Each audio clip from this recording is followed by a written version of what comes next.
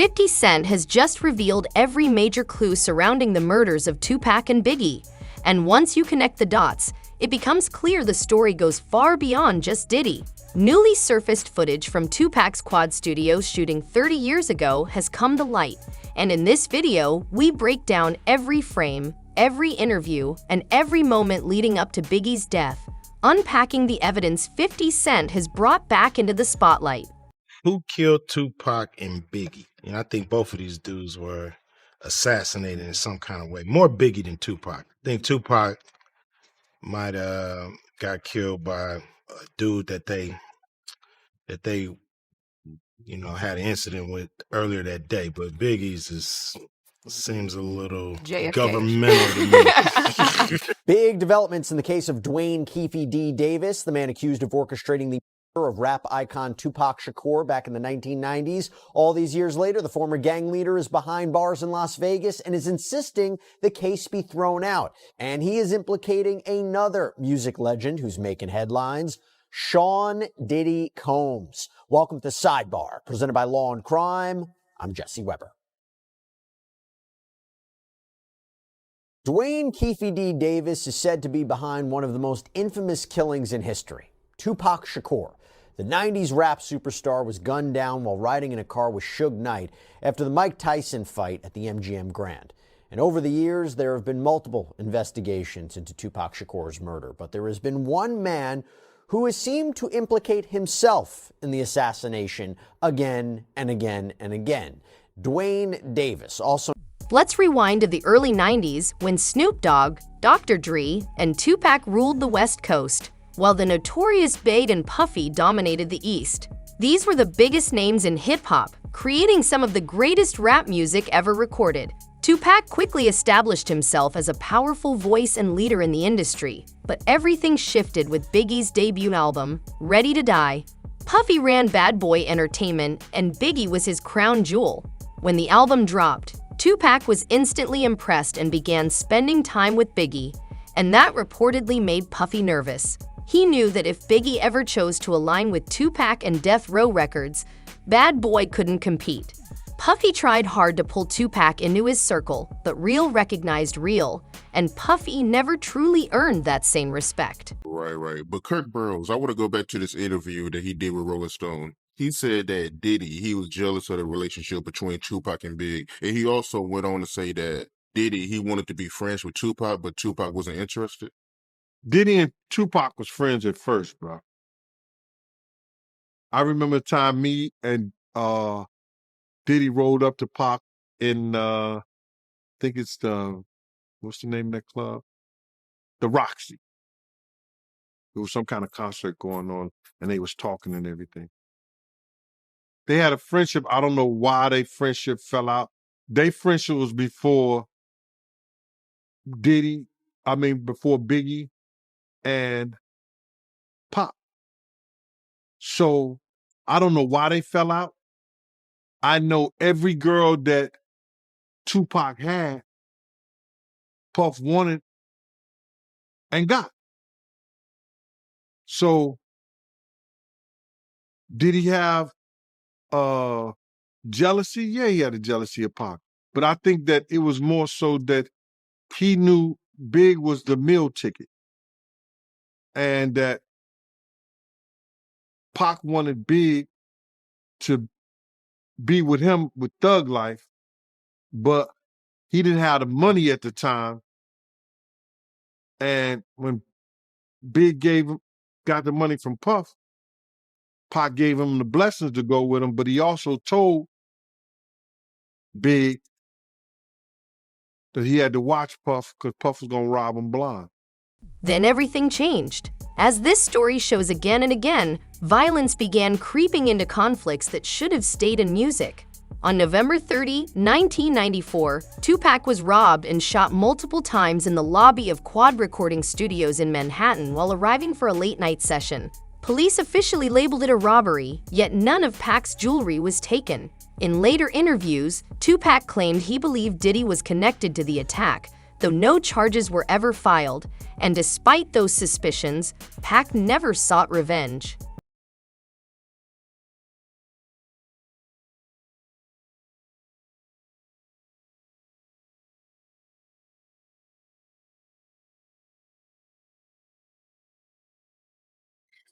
So do you think Puffy was involved in the shooting? Only they can answer that question. I have my own opinion, but I wouldn't slander their name like they did mine. I wouldn't say things that I knew. You know what I mean? I believe so. I do believe so. I have proved things that I can say that will back up my claim, but this is not for the world to know about. You know what I mean? It's between me and him, and only he knows. So every time he say it didn't happen, or that's the only thing that makes this become an issue to everybody. Because you seen what I said in the Vibe article. I basically bowed out.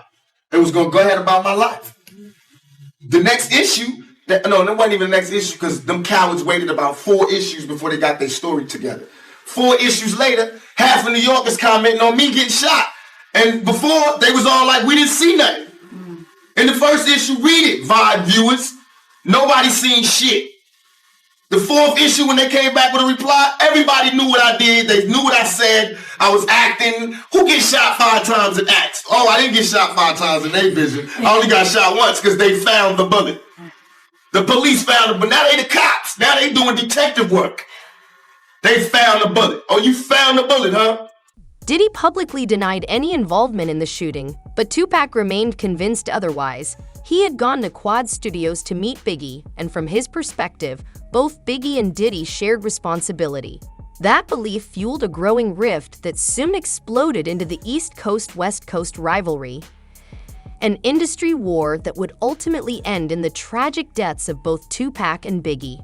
I think my favorite thing about 50 Cent's Netflix Diddy documentary is how he built a timeline off of this information. And one of my favorite parts of this documentary is them really getting into the timeline of events when it comes to Tupac and Biggie. And it really gives us a lot of perspective from people that were close to the situation. And a lot of people allege in this documentary that they believe that Diddy was very jealous of Tupac.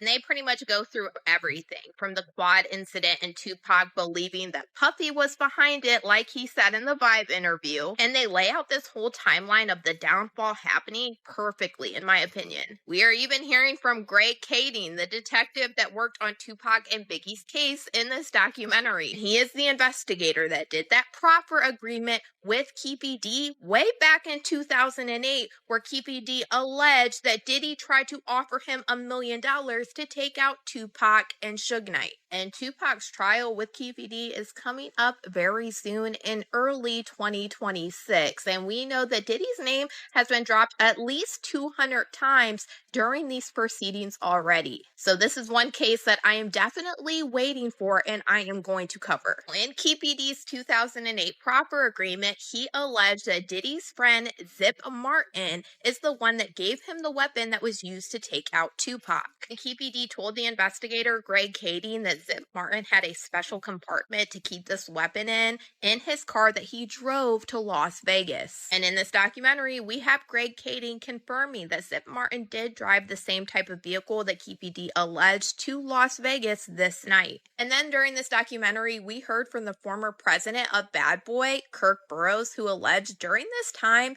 Diddy had him hiring a whole bunch of people and getting cars to drive to Las Vegas. And he is now very curious into why Diddy wanted to do this. And he said, in his opinion, he now believes that Diddy was behind taking out Tupac.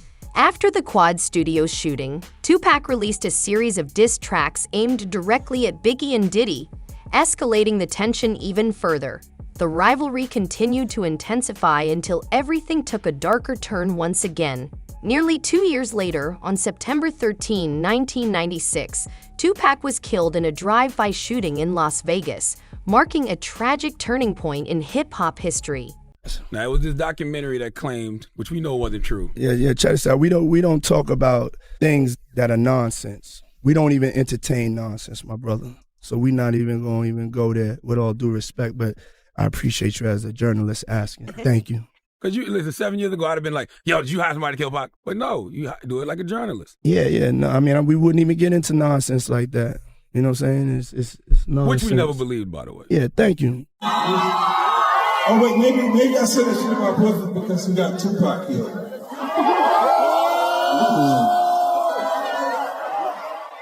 Following the shooting, a special investigative unit within the LAPD was formed, Although the case went cold for years and no one was identified at the time, nearly 27 years later authorities made a major move by arresting Keefe D., also known as Dwayne Keefe Davis. Keefe D. is a former Southside Compton Crips member who was formally charged in connection with the 1996 murder of Tupac Shakur. During the Biggie Smalls investigation in the early 2000s, the filing reads, the 3 LAPD and FBI agents were part of a task force to solve the shooting of rapper Notorious B.I.G., also known as Biggie Smalls, legal name Christopher Wallace. The task force, through a sophisticated criminal investigation, obtained sufficient evidence that would prove Mr. Davis was the leader of the Southside Crips and his gang was responsible for over 360 kilos of cocaine and PCP. Mr. Davis provided 3 interviews to obtain immunity from prosecution. The final interview were solely questions regarding the Tupac Shakur shooting, which Mr. Davis was also provided immunity from prosecution. So during a December 2008 interview with investigators, that is when Davis allegedly started to spill the beans about his one-time friend, Sean Combs, who he refers to as Puffy.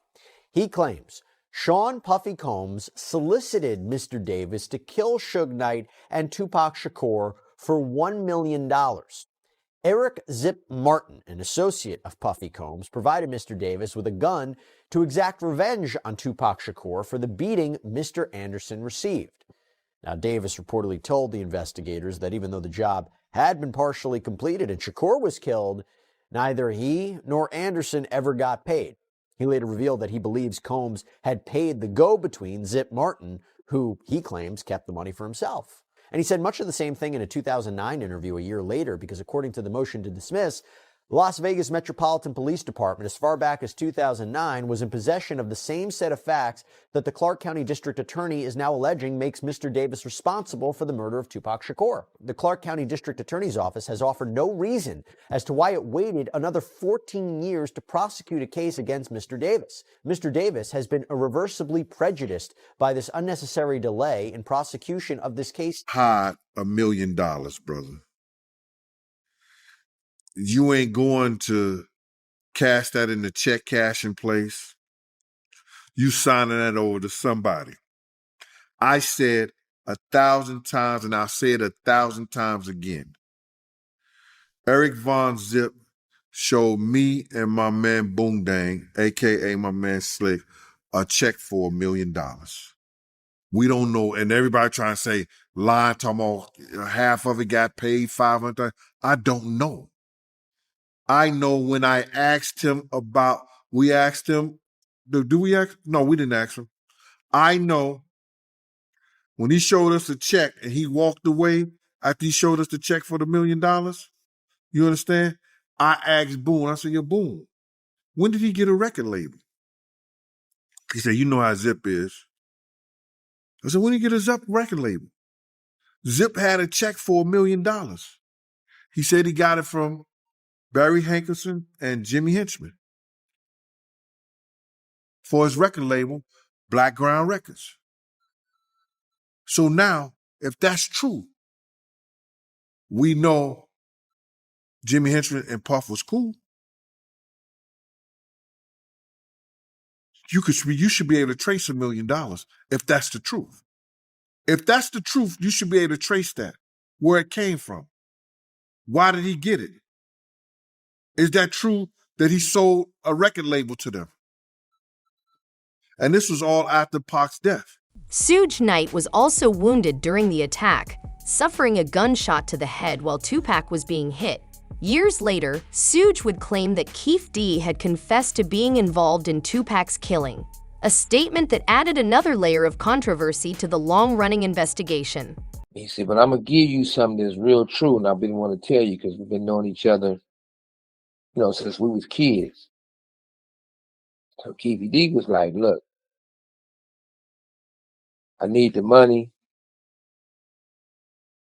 Puffy and them supposed to give me $1 million. They gave us most of the money or half of the money.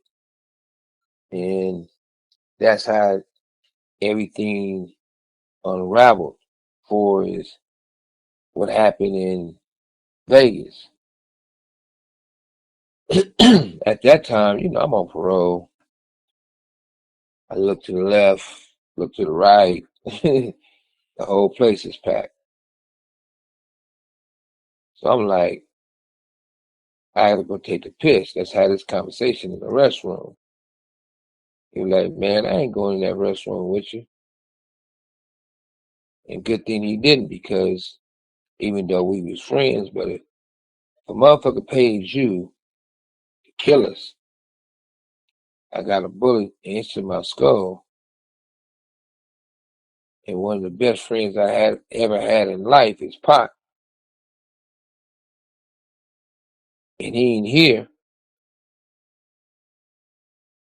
I'm gonna beat the fuck out that nigga in that restaurant. You know, my blood was boiling. Somebody used to always say, but at the same time, I am an intelligent, wise man and a businessman. Since I can't do nothing to him, I might as well get him to answer some questions. So I doubled back on him and said, what you mean? He said, well, look, Puffy used to come to the hood. During an interview with the FBI in 1999, Davis apparently said something completely different. According to the FBI report, which was included in the motion to dismiss, Anderson was not involved in the shooting death of Tupac Shakur, and neither Davis nor his group killed Shakur or Christopher Wallace, aka Notorious B.I.G.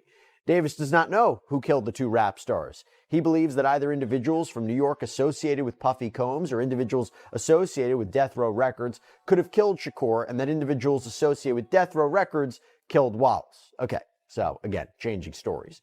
And by the way, Davis goes on to say that he was introduced to Combs in the early 90s by a man named Eric Zip Martin. This is another alleged drug dealer.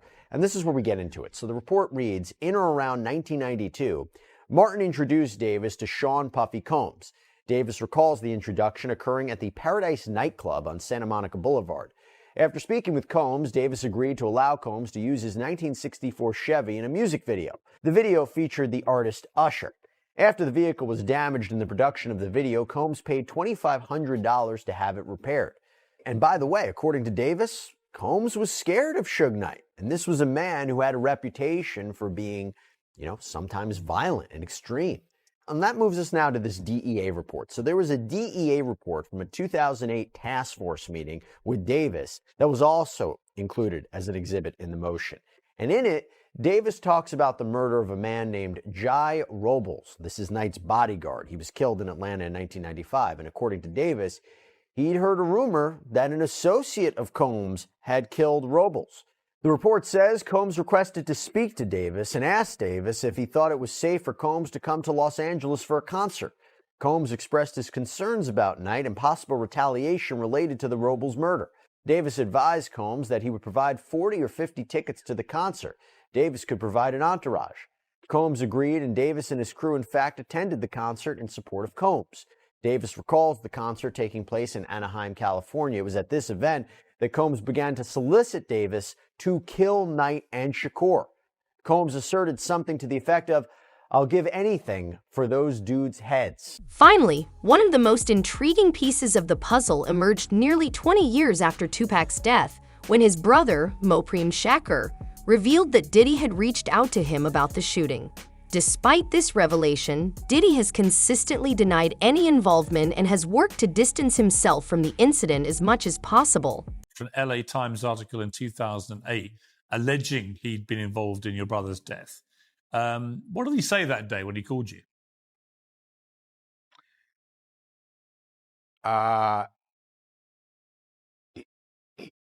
He was in town. He was in LA at the time. He was on the radio. He asked a local DJ that we all know, Big Boy, to reach out to me because he wanted to speak to me about something. This is a few years after Pac's murder, and we all were familiar with all the rumors and stuff. I said, "Yeah, let me talk to him." So he called me, and I have my guys with me, Thug Life guys, and we heard what he had to say. He basically said he ain't have nothing to do with my brother's murder. And I told him the truth is still yet to come out, so we're going to see. Here we are 27, 28 years later. There looks like there's some doubt in that statement. So, thus, along with all the other suspicions that people have, it was time for it to be investigated. In a statement at the time, Diddy declared, "This story is a lie," the LA Times story. Neither I nor the late Notorious had any knowledge of any attack on Tupac before, during, or after it happened. Do you think that was an honest statement? My opinion is that I don't believe it was 100% honest statement. Welcome back to Court TV Live. We are following new developments in the case of the hip-hop mogul who is facing RICO charges in New York, Sean P. Diddy Combs. Court TV has just confirmed that the family of Tupac Shakur is investigating a potential link between the murder of Tupac and Sean Diddy Combs. This coming from attorney Alex Spiro, who represents Tupac's family. Now, this investigation had been previously reported by unnamed sources, but earlier today, Spiro confirmed to our Court TV team that he and a team of investigators has been hired. Sean Combs allegedly had business dealings with Dwayne Keefe D. Davis, who will go on trial next March for the murder of Tupac. This was back in 1996. Some have speculated that Diddy ordered Tupac's death. That, of course, is just a theory at this point, and we are monitoring the developments in both the Tupac murder trial and the federal indictment of Sean Diddy Combs. So a lot of information to come on that one. We have an update now on Dwayne Keefe D. Davis. He's charged in the murder of Tupac Shakur. Davis was in court again this morning after a fight with another inmate. Fox 5's Mike Allen walks us through what happened. Dwayne Davis is answering for a jailhouse brawl. Here's what court records show, along with images from surveillance video released by Las Vegas Justice Court. On December 23rd, Davis was being escorted back into his cell when another inmate, Rockland Hamilton, who's also facing a murder charge, is standing to the right by a sink in this room. Hamilton walked over to Davis and squared up, looking ready to fight. They started throwing punches and grappling, and the officer escorting Davis called for backup, gave verbal commands too for the inmates to stop fighting, and then hit them with pepper spray. Before backup officers arrived, the two inmates kept grappling and throwing punches and were eventually separated after backup officers got into the room. Both Davis and Hamilton face battery by prisoner charges. Returning to the timeline, in March 1997, just 6 months after Tupac's murder, Diddy pushed Biggie to travel to Los Angeles. Biggie reportedly feared the trip, aware that tensions were still high and that he could be targeted. He sensed something was wrong, as if danger was closing in and death was following him. One of your big stars right now. Yeah. How much are you exaggerating? But you now as a rapper, but people coming to get you. I ain't exaggerating at all, man. That's real, son. That's real, yo. I ain't exaggerating at all, man. The more money you make, the more problems you get. And jealousy and envy is something that comes with the territory, man. A lot of people, it's just negative energy, like my man Puff say. It just surrounds you. It makes you depressed, you know? So I got to rap about it. And that's one of the bad things about the game is when you get large, even your friends will turn against you, man. So I made a song about it. But I mean, how real is your threat of like people constantly coming and want to shoot Oh, you? man. I mean, that's real. I think about that every day. Every day it's real. That's how real it is. I think somebody's trying to kill me. I'll be waking up paranoid. I'll be really scared. I'll just be paro. That's just the way I am. You know. You be seeing me. Scared to death. Investigators have now considered Puffy as a potential suspect in Tupac's shooting. At the time, many believed that Diddy was behind the attack. Let me ask you this. I get it. When you have a case that's 5 years old, it's hard to get overwhelming evidence that meets the burden of proof beyond a reasonable doubt. When you have cases this old, no matter what Fiddy has found out and put in this documentary, do you see it at all ever possible that Diddy could be involved in a murder trial when it comes to Biggie and Tupac? It could be possible, yes. However, like I said, they need a lot of corroboration to make that stick because it's really alleged right now as to his involvement. It's not anything that's substantial or concrete that he was involved. It's personally from people talking about it and saying this is what happened. You need some more information to come forward to prove that. To shift attention away from the ongoing controversy, Diddy's sons are set to release a documentary about him, and reportedly, Diddy himself may speak publicly for the first time. It's worth noting that both Justin and Christian currently face pending sexual assault lawsuits.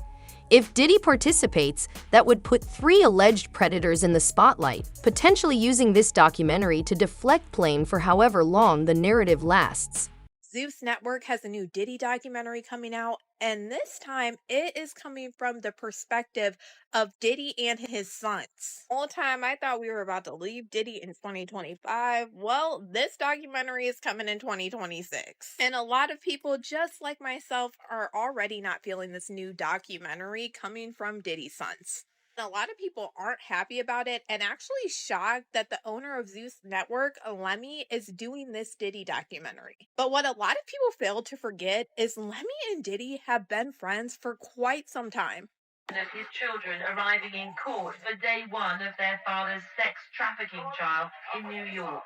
Hands gripped in solidarity. Do you still believe your dad's innocent? How did you feel hearing that testimony? Have you apologized on behalf of your father? Do you believe your father did it? Do you still believe your father did it? Your daddy got 4 years! Your daddy got 4 years for abusing women! That's wrong! You got this. The family, the foes, the joy, the pain, our voice, the loyalty, the betrayal, the lies, the love, the hate, the truth, the lies. And Diddy calling Hello, from Fort Dix. this is a prepaid collect call from Federal Correctional Institution, Fort Dix. When they released this trailer last night, there were so many comments to Lemmy and Zeus Network that they did not want to see this. A lot of people feel like this whole new documentary is just a PR narrative once again being pushed by Diddy and his sons to try to clean up his image. And after hearing certain things on 50 Cent's Netflix documentary, we have to go back in time and remember what we were seeing during trial. Even when it came to Diddy's sons, Christian and Justin Combs, they both came on 2 separate occasions to trial wearing a free Sean. When you step back and examine everything together, the Quad Studios shooting, the money trail, Keefe D's sworn statements, Gene Deal's testimony, Suge Knight's confirmation, and Tupac's own family reopening the case, it stops feeling like a coincidence and starts looking like a clear pattern. Let us know your thoughts in the comments.